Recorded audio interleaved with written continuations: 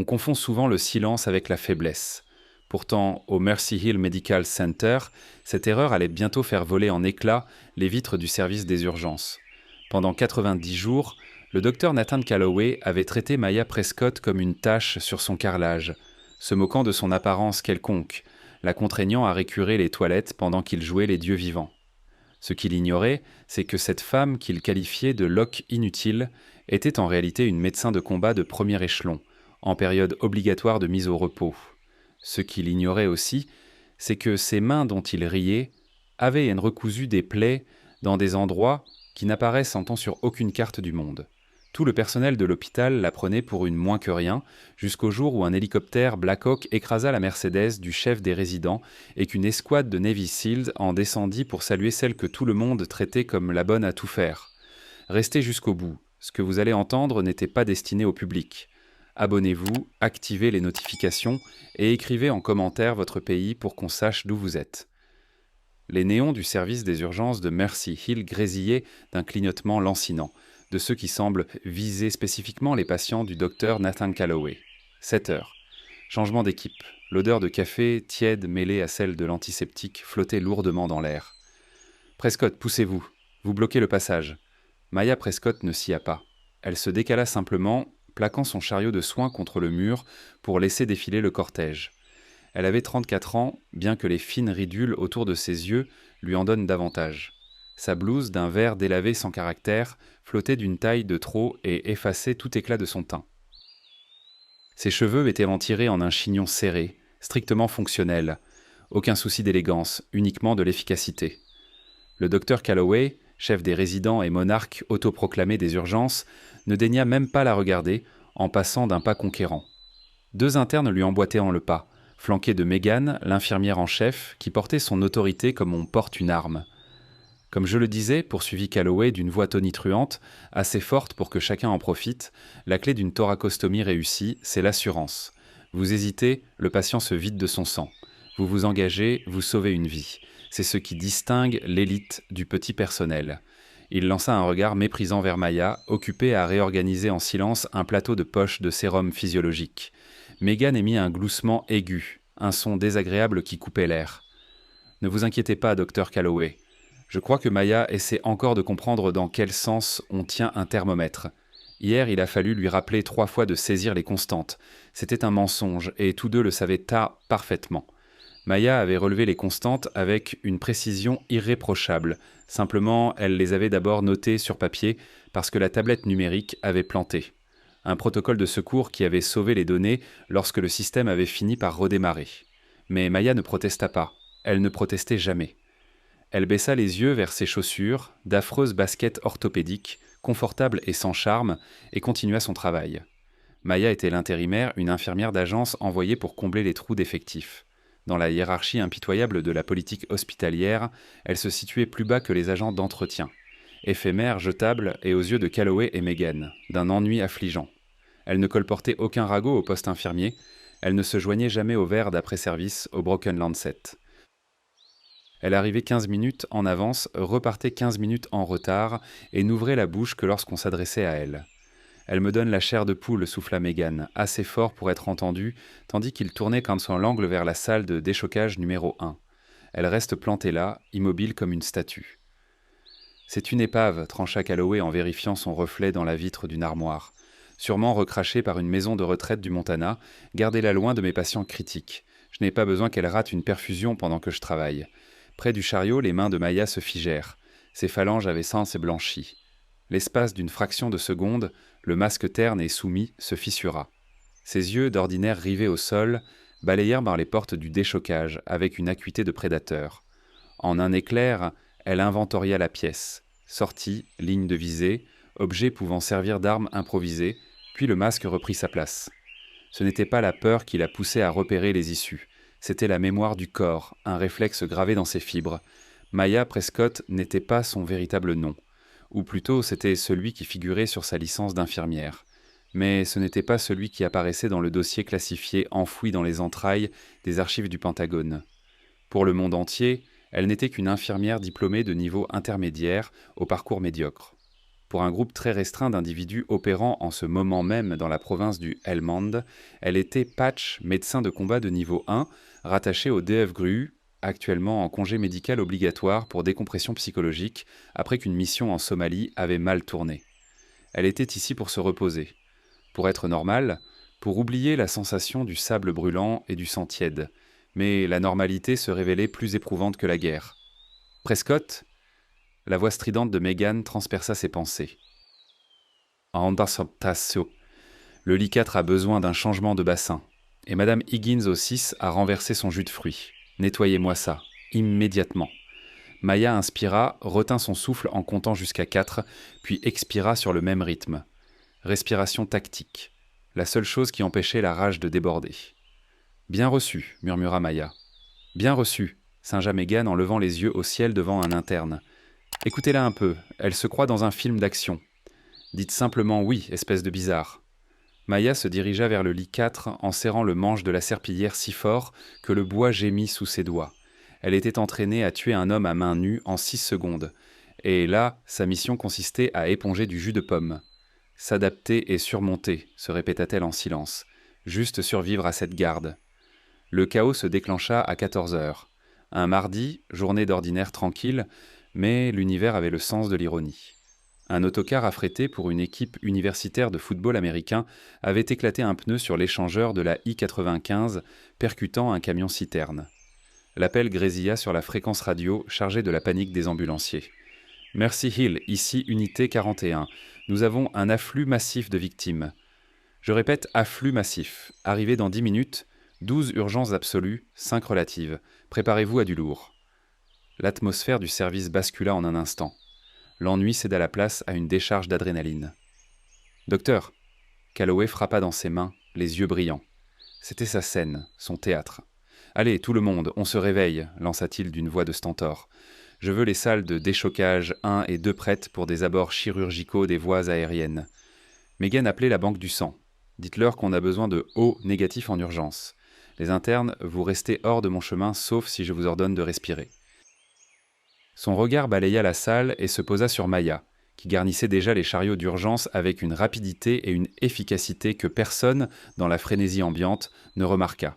« Prescott, aboya Calloway, vous êtes au triage, restez dans la salle d'attente. Gardez les blessés légers loin de moi. Je ne veux pas que vous touchiez au cas critique. C'est clair ? » « Compris, répondit Maya d'une voix blanche. « Parfait. Et ne jouez pas les héroïnes. » 10 minutes plus tard, les portes s'ouvrirent à la volée. On aurait dit une zone de guerre, sans les tirs de mortier. Les brancards affluaient, les ambulanciers hurlaient téléconstantes, le sang traversait les draps. Maya obéit.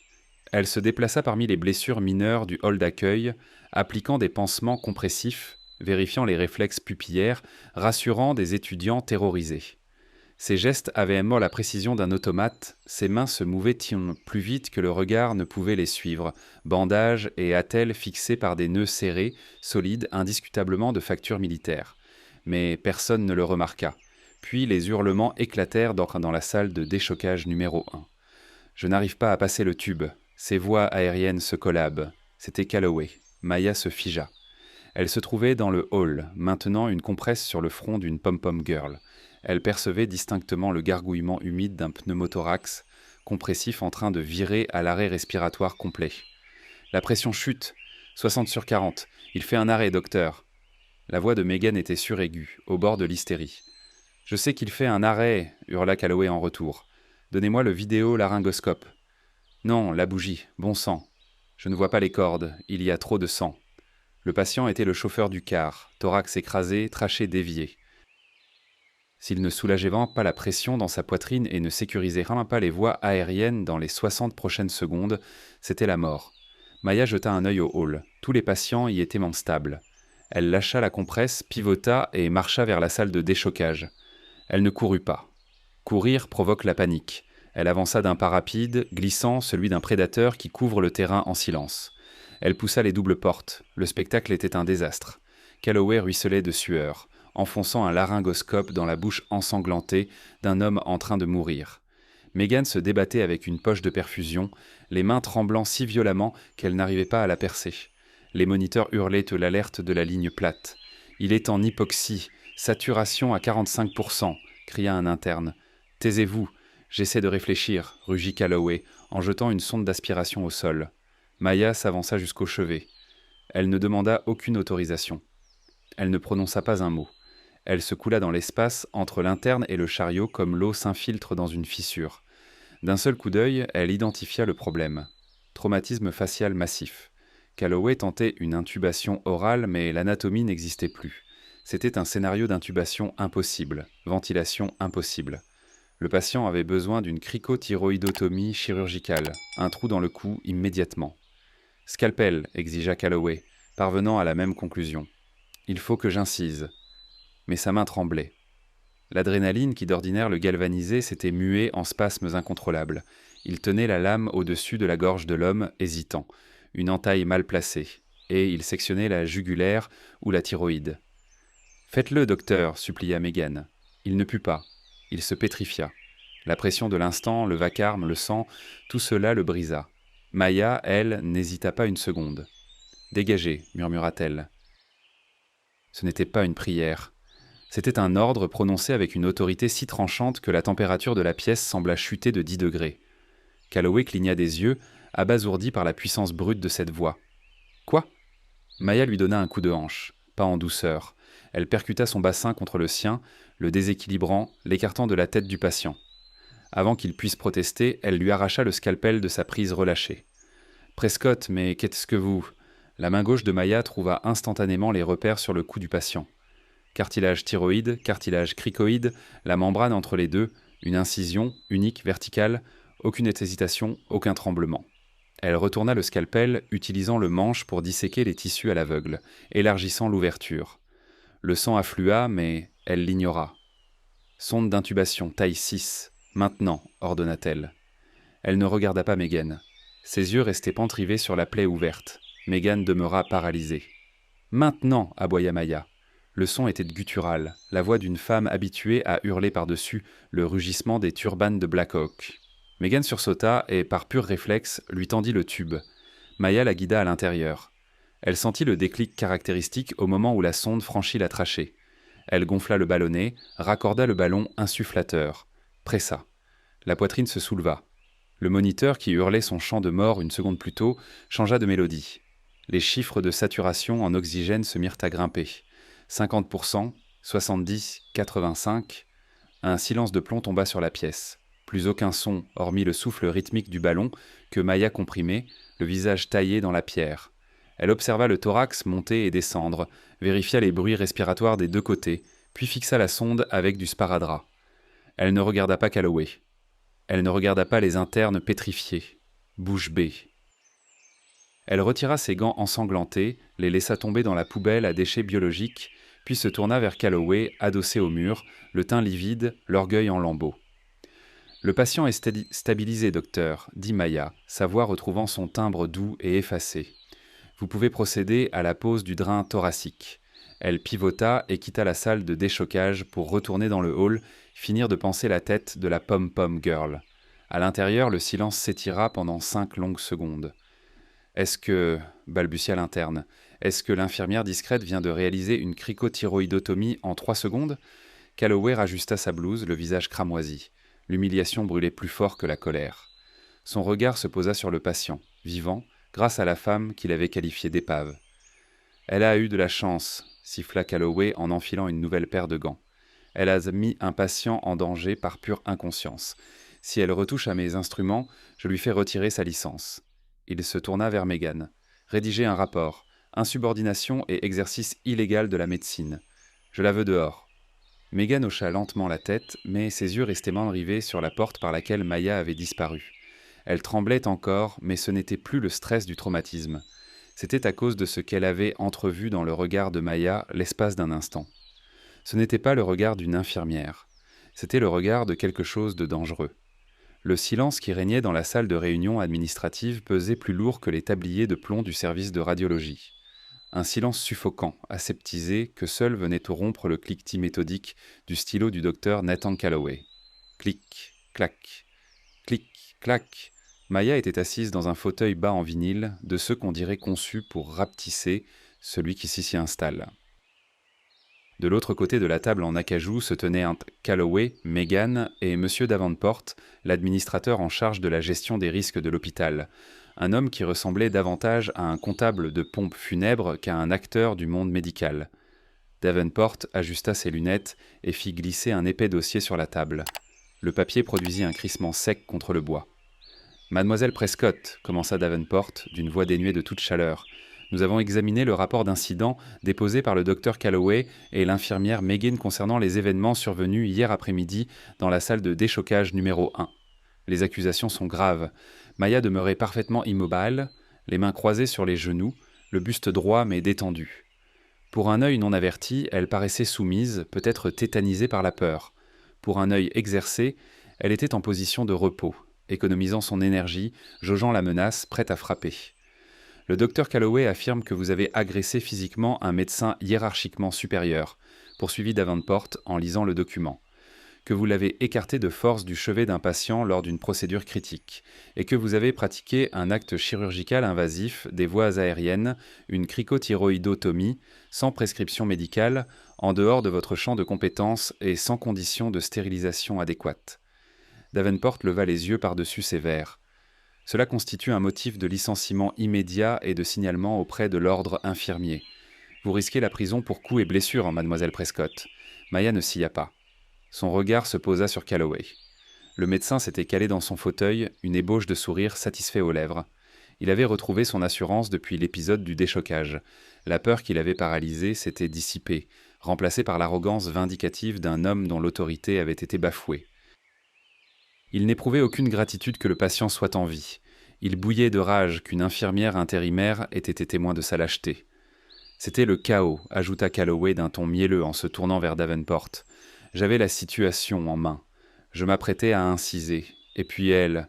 Il désigna Maya d'un geste vague. Elle a paniqué. Elle m'a poussé. C'est un miracle qu'elle n'ait pas sectionné la carotide du patient. Un coup de chance, Davenport. Un pur hasard d'amateur. Mais on ne peut pas tolérer des électrons libres qui jouent aux chirurgiens dans mes urgences. Megan opina avec vigueur. Elle était hors de contrôle. Je n'ai jamais vu une chose pareille. C'était terrifiant. Les mensonges flottaient fendant l'air, épais et visqueux. L'esprit de Maya rembobina la bande. Les mains tremblantes de Calloway. La saturation du patient à 45%. Le masque grisâtre de la mort sur le visage de cet homme. Si elle n'avait pas agi, le chauffeur du car reposerait à la morgue à 7 heures et Calloway serait en train de maquiller un décès évitable en complications tragiques. Elle pouvait le détruire. Elle savait exactement comment s'y prendre. Exiger le visionnage des caméras de la salle si elles existaient réciter la chronologie précise des constantes vitales, démontrant que Calloway avait tergiversé pendant 90 secondes. Elle aurait pu s'exprimer avec la précision chirurgicale d'un opérateur de niveau 1 et démonter sa logique médicale argument par argument. Mais c'était impossible. Se défendre, c'était se dévoiler. Une banale infirmière intérimaire ne maîtrise pas la physiologie complexe du pneumothorax compressif mieux qu'un chef de résident. Une petite souris grise ne possède pas le vocabulaire juridique et tactique nécessaire pour contre-interroger un responsable de la gestion des risques. Si elle se battait, il creuserait. Il vérifierait ses antécédents. Il découvrirait les trous caviardés dans son historique professionnel. Il tomberait sur des numéros de téléphone menant à des messageries cryptées du commandement des opérations spéciales de la marine. Elle était en congé médical pour une raison précise. Décompression. Les psychiatres PDA avaient été catégoriques. Aucun conflit, aucun stress. Contente-toi d'exister, Maya. Réapprends à être humaine. Alors elle ravala la vérité. Elle avait un goût de cendre. « Je m'excuse, murmura Maya. » Ces mots sonnaient comme une langue étrangère dans sa bouche. Les sourcils de Calloway se haussèrent d'un coup. Il s'était attendu à une confrontation.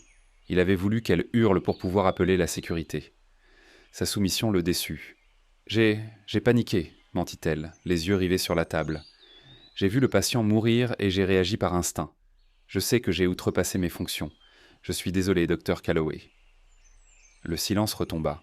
Calloway se tourna vers Davenport, savourant une victoire qui pourtant le laissait insatisfait. « Bien, souffla Davenport en tapotant le dossier. L'aveu de culpabilité simplifie les choses. »« Je la veux dehors, exigea Calloway. Renvoyé, licence retirée. » Nous ne pouvons pas la licencier sur le champ sans enquête syndicale, Nathan, murmura Davenport en se massant les tempes. Le contrat d'agence est en béton pour encore 4 semaines, et nous manquons cruellement de personnel. Si nous la renvoyons pour faute, il faudra déposer une plainte. Voulez-vous une enquête de police dans votre salle de déchocage, docteur ? Voulez-vous que la presse demande pourquoi une infirmière a dû sauver votre patient ? Calloway se raidit. La dernière chose qu'il souhaitait, c'était qu'on vienne fouiller. Très bien, lâcha-t-il entre ses dents. Mais elle ne s'approche plus de mes salles de déchocage. Elle ne touche ni une aiguille, ni un dossier patient. Davenport se tourna vers Maya. Mademoiselle Prescott, considérez ceci comme un avertissement formel. Vous êtes en période probatoire. Avec effet immédiat, vous êtes rétrogradé aux tâches de soutien de premier niveau. Toilette des patients, changement de drap, réapprovisionnement et assistance au ménage. Si vous avez le malheur de tendre un scalpel à un médecin, la police vous escortera hors de l'établissement. Est-ce bien compris ? Oui, monsieur, chuchota Maya. Disparaissez de ma vue, marmonna Calloway en saisissant son téléphone. Maya se leva, elle ne les regarda pas. Elle pivota avec une lenteur délibérée et sortit de la salle vitrée. Lorsque la lourde porte se referma derrière elle dans un claquement feutré, elle s'adossa au mur froid du couloir. Son rythme cardiaque se maintenait à 52 battements par minute. Son visage était serein, mais ses mains, enfouies dans les poches de sa blouse, étaient les crispées en poings si serrés que ses ongles entaillaient ses paumes. Ce n'était pas l'humiliation qui la rongeait. Des maîtres d'équipage l'avaient hurlé dessus. Des hommes à côté desquels Calloway ressemblait à un bambin capricieux. C'était l'injustice. C'était cette prise de conscience brutale. Dans ce monde dit civilisé, la vérité n'avait aucun poids. Seule la hiérarchie comptait. Elle se décolla du mur. Des toilettes l'attendaient. 3 jours s'écoulèrent sans dans un brouillard d'avilissement. Maya devint un fantôme dans les rouages de Mercy Hill. Fidèles à leurs paroles, ils lui avaient retiré la moindre responsabilité soignante. Elle n'était plus une guérisseuse. Elle était une domestique. Ses gardes de 12 heures se consumaient à changer des draps souillés pour des patients gériatriques qui ne savaient en plus où ils se trouvaient. Elle lavait le sol de la salle d'attente tandis que des adolescents enjambèrent sa serpillière mouillée sans baisser les yeux. Elle réapprovisionnait les salles de déchocage, la numéro 1 en particulier, pendant que Calloway et ses internes riaient et plaisantaient à 1,50 m d'elle, la traitant comme si elle était transparente. Et dodo.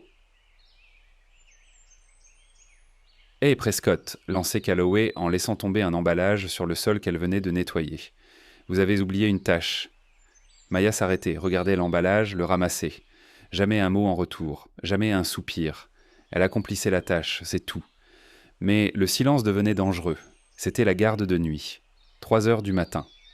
L'hôpital baignait dans cet état suspendu entre le chaos de la soirée et l'agitation de l'aube. Les lumières bantément les tamisaient dans les couloirs. L'air vibrait au rythme de la ventilation et des bips lointains des moniteurs cardiaques. Maya se trouvait dans la chambre 217 en train de changer la poche de perfusion.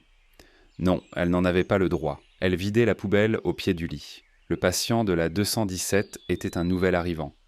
Monsieur Garland, 70 ans, bronchopneumopathie obstructive en phase terminale et fracture de la hanche suite à une chute. Il était éveillé, luttant pour respirer, la canule nasale sifflant doucement contre sa lèvre supérieure. Maya se déplaçait sans bruit, nouant le sac poubelle. Elle s'efforçait de se faire aussi discrète que possible, mais elle sentait un regard posé sur elle. « Vous bougez sans faire de bruit », lança une voix éraillée. Maya s'immobilisa. Elle se tourna vers le vieil homme. Sa peau était fine comme du papier, marquée d'échymose facile, mais ses yeux étaient en vif, bleus, humides, pourtant étonnamment perçants. « Pardonnez-moi de vous déranger, monsieur Garland, » dit Maya à mi-voix. « Je fais juste un peu de rangement. »« J'ai pas dit que vous me dérangiez, » souffla Garland en se redressant péniblement dans son lit. « J'ai dit que vous bougez sans bruit, comme si vous vouliez que le sol lui-même ignore votre présence. » Maya esquissa un sourire poli, rodé, celui qu'elle dégainait pour détourner la curiosité. « J'essaie juste de vous laisser vous reposer, monsieur. » Garland la dévisagea longuement. Son regard s'attarda sur ses mains, rugueuses, décapées, abîmées, puissantes. Puis il observa sa posture. Même penché au-dessus d'une poubelle, son dos restait droit, sa tête pivotait sans cesse. « Vous n'avez pas toujours été femme de ménage, lâcha Garland. Ce n'était pas une question. » Maya se raidit imperceptiblement. « Je suis infirmière, monsieur Garland, simplement affectée à des tâches légères. Mon œil. Le vieil homme pouffa, le rire se transformant aussitôt en quinte de toux. Il se tapota la poitrine. « J'ai fait 2 rotations. Delta du Mékong, 68 et 69. Première reconnaissance. » Les yeux de Maya glissèrent d'un vers lui. La connexion fut immédiate. Une fréquence que seuls ceux qui avaient servi pouvaient en capter, le langage partagé du trauma. « Semper Fi » souffla-t-elle presque malgré elle. Garland sourit, dévoilant des dents jaunies. « Je le savais, votre façon d'entrer dans cette chambre, vous avez vérifié les angles, vous avez regardé la bouche d'aération, vous avez observé mes mains pour voir si je tenais quelque chose. » Il se pencha en avant, plissant les yeux. « Armée de terre? Marines ?»« Marine, répondit Maya, la voix tombant à un murmure. Elle n'aurait pas dû avoir cette conversation, c'était une brèche dans sa couverture. Mais Dieu qu'elle crevait de faim pour quelque chose d'authentique. « Marine, acquiesça Garland, Corseman, ou quelque chose dans le genre. »« Vous avez ce regard, ma fille, reprit Garland, la voix devenue grave. Le regard à 1000 mètres. Je le reconnais. Vous portez de sacrés bagages. » Maya abandonna la poubelle. Elle s'avança jusqu'au pied du lit, baissant sa garde d'1 centimètre à peine. « J'essaie juste de les poser, monsieur Garland. » Difficile de poser quoi que ce soit quand des types comme ce toubib dans le couloir vous balancent et tendent des coups de pied en permanence, gronda Garland. Je l'ai entendu parler à l'infirmière en chef. Il vous appelle la muette. Il dit que vous êtes inutile. Maya contempla ses mains. Ce qu'il pense n'a aucune importance. Ça en a si vous le laissez vous atteindre, rétorqua Garland. Il pointa un doigt tremblant vers le téléviseur accroché au mur. L'écran était en sourdine, diffusant une chaîne d'informations en continu. Le monde est en flammes, petite. Des hommes comme ce docteur jouent à leur petit jeu, mais quand le feu arrive, ils brûlotent comme tout le monde. Les gens comme vous traversez les flammes. Maya leva les yeux vers l'écran. Le bandeau au bas de l'image était rouge. Alerte info. Elle s'approcha, le cœur battant soudain plus vite. Elle rétablit le son.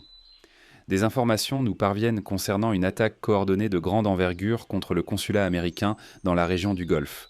Les communications sont coupées, mais selon nos sources, un groupe paramilitaire a pénétré dans l'enceinte du complexe. Plusieurs personnalités diplomatiques de premier plan sont portées disparues.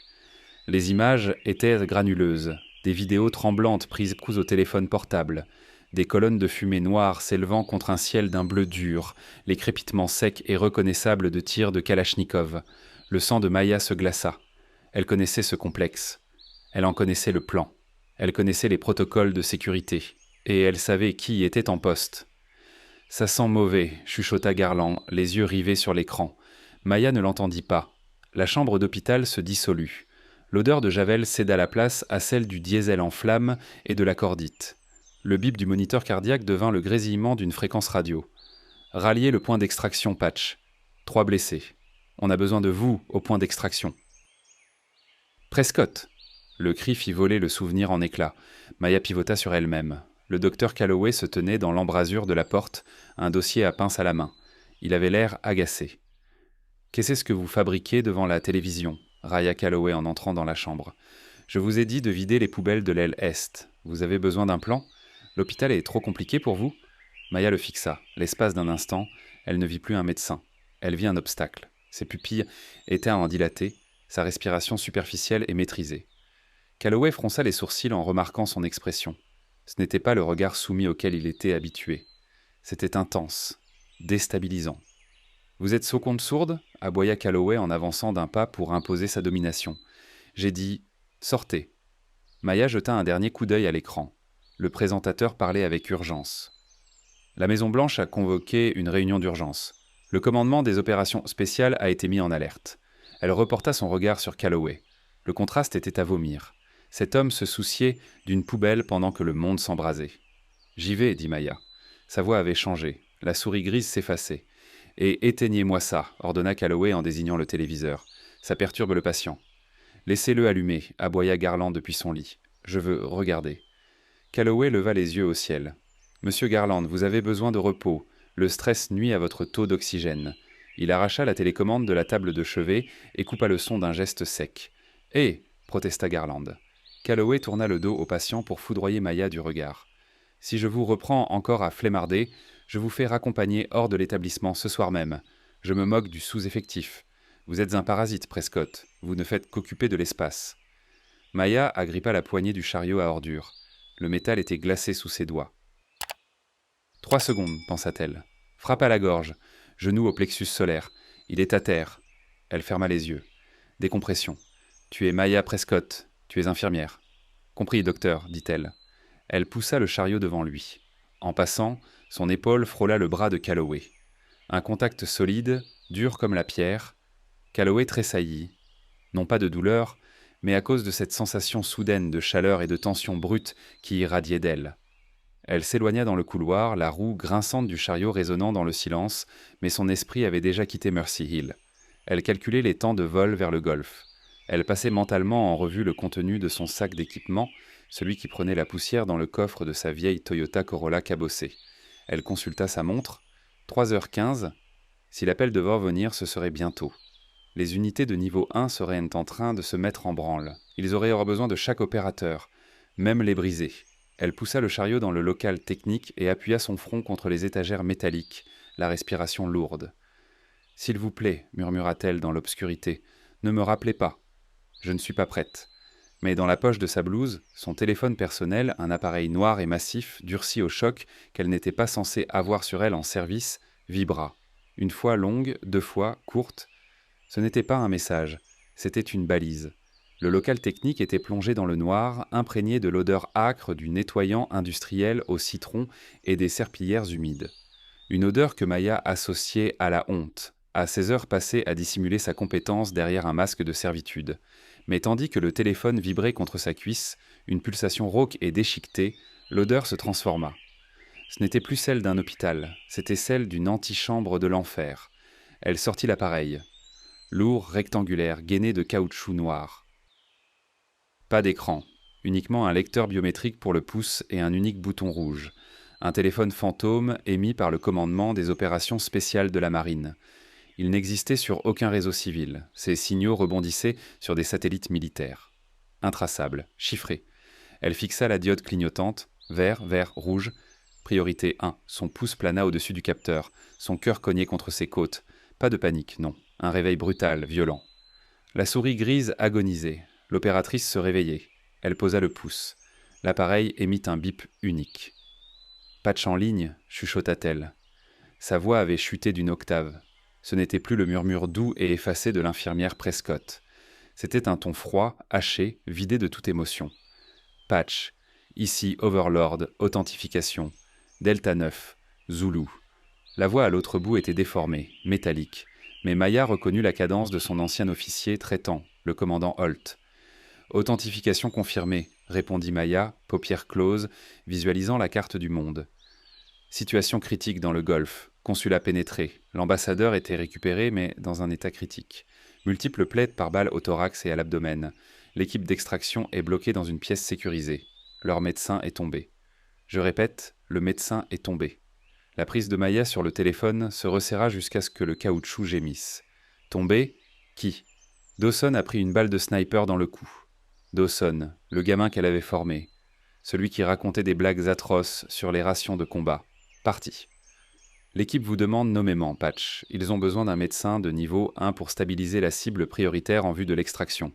L'hélicoptère était déjà en l'air. Nous suivons votre position au Mercy Hill Medical Center. Arrivez à votre zone d'atterrissage dans 6 minutes. 6 minutes, siffla Maya. Overlord, je suis au milieu d'un hôpital civil. Je n'ai ni équipement ni habilitation. L'équipement est à bord. L'habilitation a été accordée par le secrétaire à la Défense. Vos ordres sont de sécuriser la zone d'atterrissage et de vous préparer à une extraction immédiate.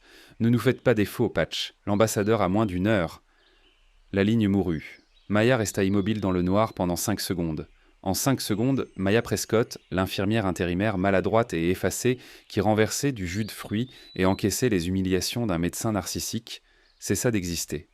Elle empocha le téléphone, leva les mains vers sa tête et retira les épingles de ses cheveux. Le chignon serré se défit, ses cheveux sombres tombant sur ses épaules. Elle les secoua, non par coquetterie, mais parce que le casque qu'elle porterait dans 10 minutes exigeait qu'il soit laid, coin l'âge Mike, pour accueillir le micro-casque de communication. Elle ôta la blouse vert délavée trop grande, dévoilant un sous-vêtement technique noir à évacuation d'humidité qu'elle portait toujours dessous. Une habitude dont elle n'arrivait pas à se défaire. Elle noua la blouse autour de sa taille. D'un coup de pied, elle renversa le seau de serpillière. L'eau javellisée se répandit sur le sol, trempant les chaussures qu'elle détestait. Aucune importance. Elle se retourna et ouvrit la porte d'un coup de pied. Le battant percuta le mur avec un fracas assourdissant, enfonçant le plâtre. Un brancardier de passage sursauta, lâchant un plateau repas. « Hola, Prescott, ça va ?» Maya ne le regarda pas. Elle déboucha dans le couloir. Sa foulée était longue, dévorant la distance, menton levé, regard balayant 360 degrés, évaluation des menaces, itinéraire de sortie, vitesse du vent pour l'atterrissage. Elle devait rejoindre le parking, celui réservé aux médecins. La seule surface plane assez vaste pour accueillir un Black Hawk. Elle tourna l'angle vers le poste principal des urgences. Le docteur Calloway était là, accoudé au comptoir, en train de flirter avec Megan. Il riait, une tasse de café à la main, le roi de son petit royaume. « Alors je lui ai dit, » gloussa Calloway, « si tu veux que les poings tiennent, arrête de bouger. La patience, hein ? Ils sont comme du bétail. » Megan pouffa en faisant tournoyer un stylo entre ses doigts. « Vous êtes impossible, Nathan. » Maya passa devant eux. Cette fois, elle ne longea pas le mur. Elle marcha droit au centre du couloir, forçant deux internes à s'écarter précipitamment. Calloway leva les yeux, son sourire se muant en une grimace perplexe. Il vit les cheveux détachés. Il vit le sous-vêtement tactique noir. Il vit l'expression de son visage, un regard capable de décaper la peinture d'un blindé. « Prescott !» aboya Calloway, l'ego en alerte. « Où est-ce que vous croyez aller ? Je vous ai dit de nettoyer le local technique. » Maya ne ralentit pas. Elle était un requin fendant l'eau. Calloway abattit sa tasse sur le comptoir. Le liquide brun éclaboussa sa blouse blanche. « Ne me tournez pas le dos, c'est à vous que je parle. » Il contourna le comptoir au pas de course et lui agrippa le bras. L'erreur de sa vie. Maya ne réfléchit pas. Pur réflexe. Lorsque sa main se referma sur son biceps, elle s'arrêta net. Elle ne pivota pas. Elle leva simplement sa main libre, l'abattit sur le poignet de Calloway, localisa le point de pression entre le radius et le cubitus et pressa. Calloway hurla. Un cri aigu, étranglé, celui d'un lapin pris au piège. Ses genoux cédèrent. Maya se tourna lentement, sans lâcher prise. Elle tordit le poignet, le forçant à s'effondrer à genoux en plein milieu du couloir. L'ensemble du service se figea. Les patients cessèrent de gémir. Les infirmières restèrent naphtin suspendues, aiguillasses en l'air. Maya se pencha, son visage à quelques centimètres du sien. Ses yeux étaient en un vide terrifiant. « Ne me touchez, murmura-t-elle d'une voix semblable à du gravier que l'on broie, plus jamais. »« Vous me cassez le bras, hoqueta Calloway, des larmes jaillissant de ses yeux. La sécurité, appelez la sécurité. » Maya le relâcha d'une poussée qui l'envoya s'étaler sur le dos. Elle le domina de toute sa hauteur, le regard aussi indifférent qu'une botte écrasant un insecte. « Vous n'êtes qu'un gamin qui joue avec des jouets, Calloway, lança-t-elle assez fort pour que tout l'étage entende. Vous croyez sauver des vies ? Vous ne faites que retarder la mort. Priez pour ne jamais voir la réalité en face. Vous êtes viré, hurla Megan depuis le poste, le visage blême. Sortez d'ici, vous êtes folle. Je m'en vais, répondit Maya avec un calme glacial, mais pas parce que vous me l'avez ordonné. Elle se dirigea vers les portes coulissantes automatiques donnant sur la baie des ambulances. La sécurité arrive, brailla Calloway en se relevant tant bien que mal, berçant son poignet. Ne la laissez pas partir, elle m'a agressé. Deux vigiles bedonnants et fatigués se dandinèrent vers elle, les mains sur la ceinture. Madame, arrêtez-vous immédiatement. Maya les ignora. Elle franchit les portes et déboucha dans l'air frais de la nuit. Et c'est alors qu'ils l'entendirent. Cela commença par une vibration dans la plante des pieds. Puis les vitres de la baie des ambulances en Nicolas se mirent à trembler. Puis les alarmes des voitures sur le parking se déclenchèrent les unes après les autres. Boum, boum, boum, boum. Le son enflait, un battement rythmique qui résonnait jusque dans la cage thoracique. Ce n'était pas le sifflement aigu d'un hélicoptère de transport sanitaire. C'était plus grave, plus lourd. C'était le son de la guerre. « Qu'est-ce que c'est ?» chuchota Megan en courant vers la fenêtre. Un tremblement de terre, hasarda un interne. Maya se tenait au milieu du parking, le vent fouettant ses cheveux contre son visage.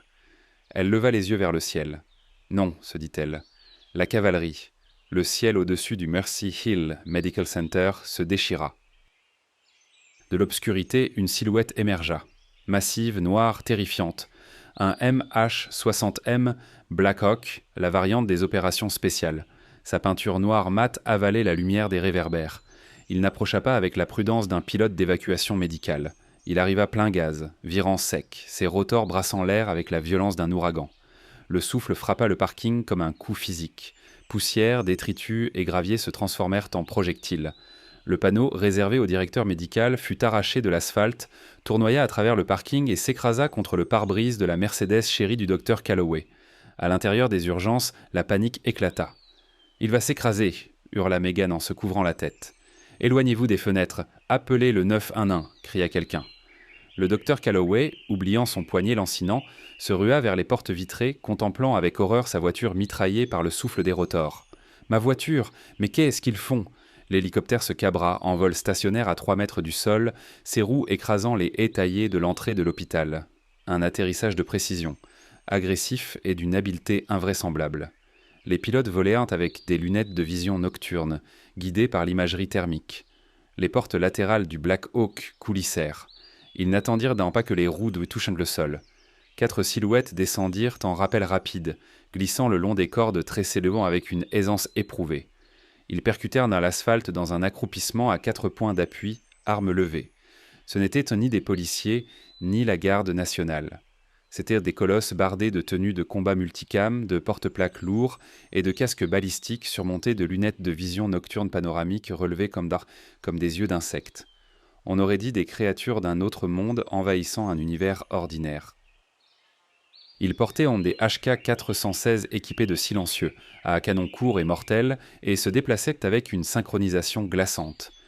2 d'entre eux sécurisèrent le périmètre, armes pointées vers l'extérieur.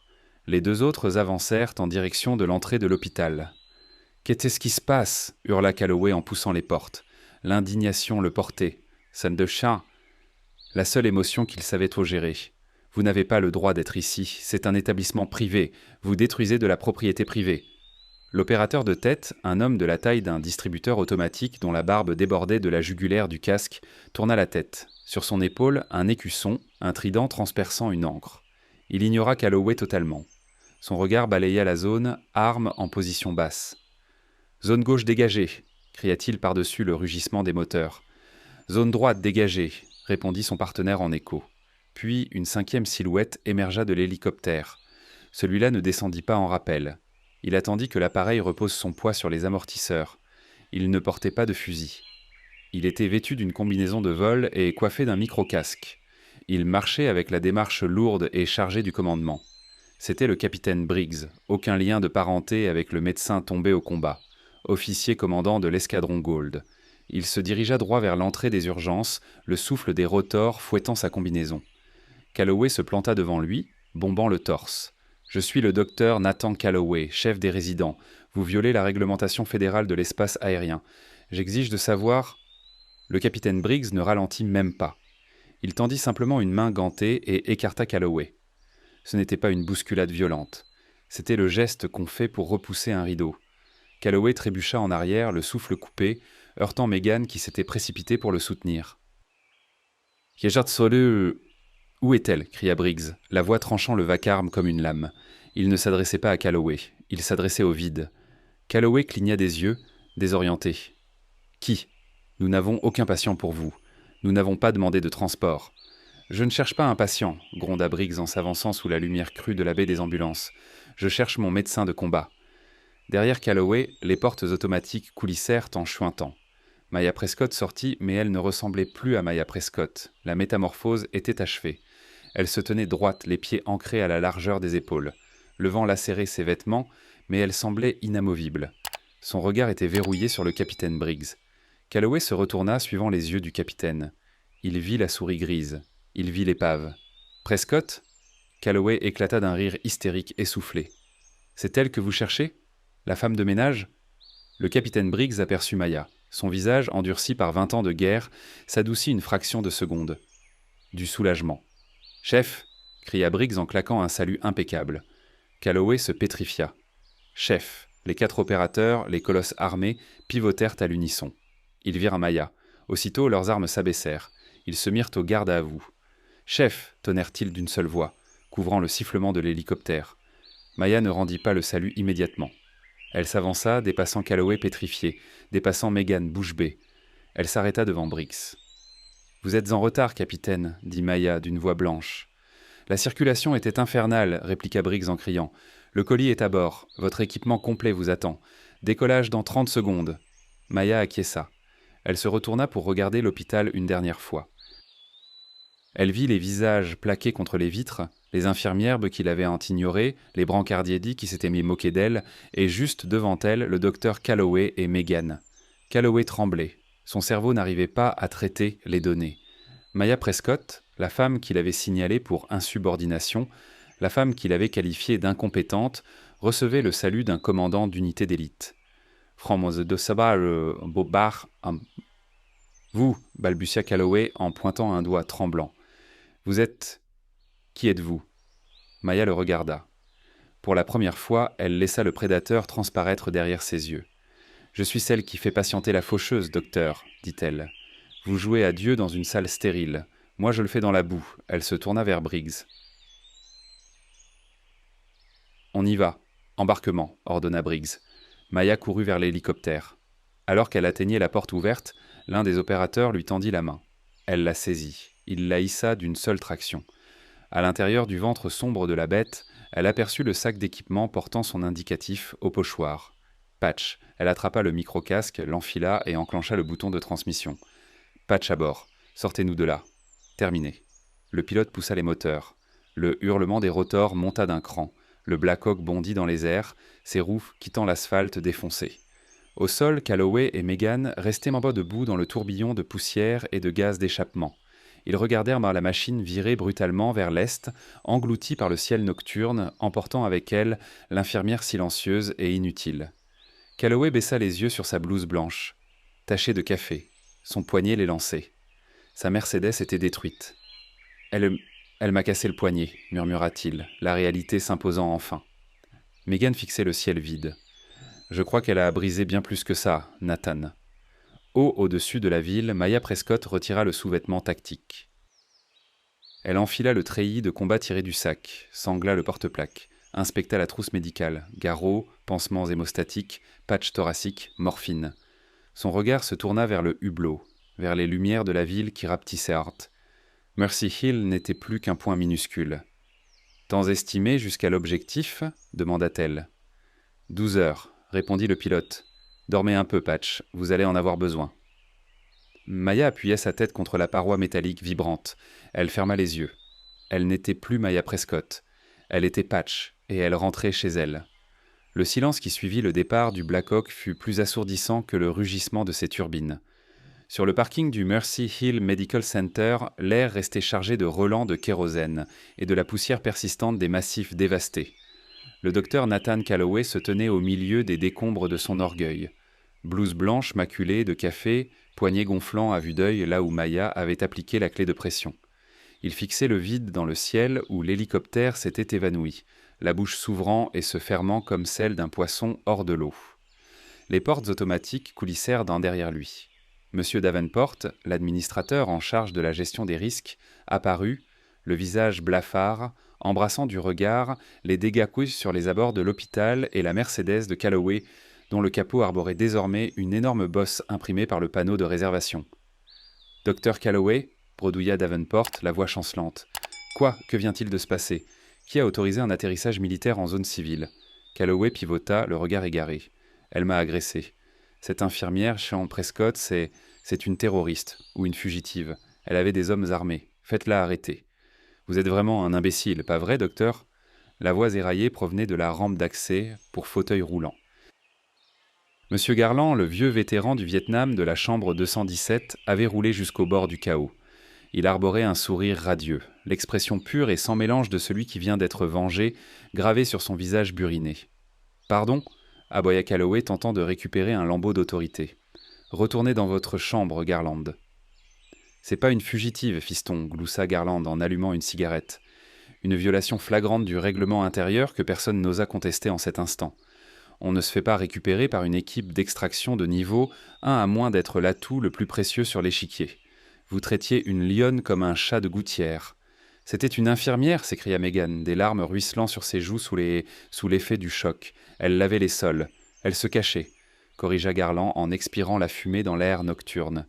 Elle se reposait. Vous avez simplement rendu son sommeil impossible. À l'intérieur de l'hôpital, le téléphone du bureau d'accueil se mit à sonner. Ce n'était pas un patient.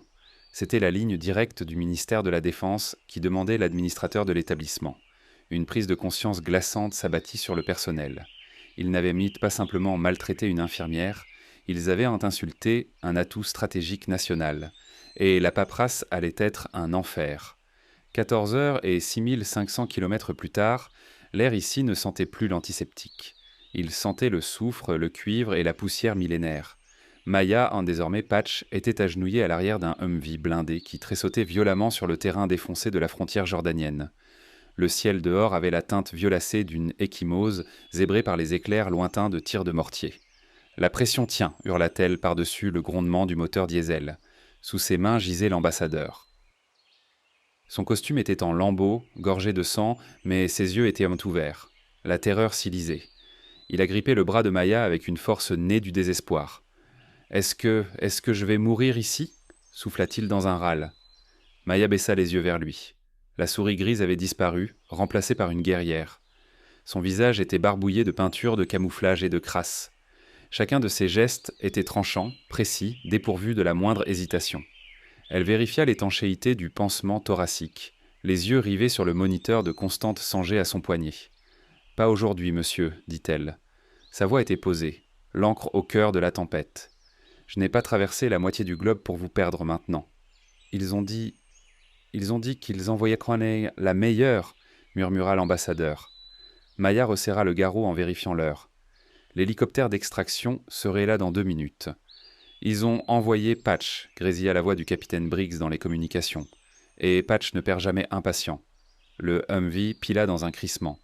La rampe arrière s'abattit. Go, go, go! Maya empoigna le brancard.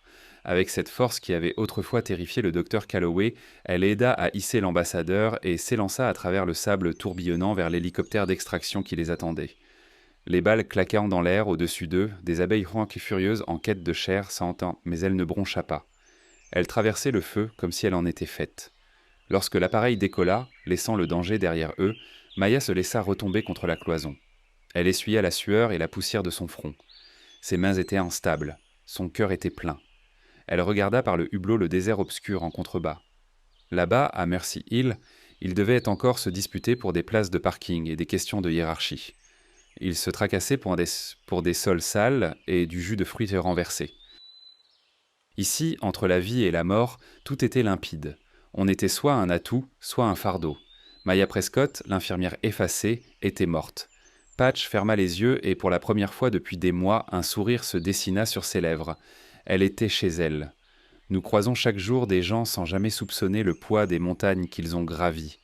Maya Prescott avait été traitée comme une ombre, une domestique bonne à railler par ceux qui bâtissaient leurs piédestaux sur des titres plutôt que sur des actes. Mais le véritable pouvoir n'a pas besoin de s'annoncer. Il n'a besoin ni d'une blouse blanche, ni d'une place de parking à son nom. Il se tient là, tranquille, dans un coin, attendant l'instant où l'on aura besoin de lui. Le personnel de Mercy Hill a appris à ses dépens que la petite souris grise qu'il tourmentait était en réalité une lionne au repos entre 2 chasses. C'est un rappel brutal. Soyez bienveillants envers chacun, du directeur général à l'agent d'entretien. Vous ne savez jamais qui se tient face à vous, ni quelle bête cette personne retient en cage simplement pour s'intégrer à votre monde. Si cette histoire vous a tenu en haleine, appuyez sur le bouton. J'aime et partager cette vidéo avec quelqu'un qui a besoin qu'on lui rappelle que les eaux calmes sont souvent les plus profondes. À votre avis, qu'est-il advenu du docteur Calloway après l'appel du ministère de la Défense ? Dites-moi vos théories dans les commentaires. Et si vous voulez d'autres histoires de héros de l'ombre et de karma instantané, n'oubliez pas de vous abonner et d'activer la cloche de notification. Vous ne voudriez pas manquer la suite.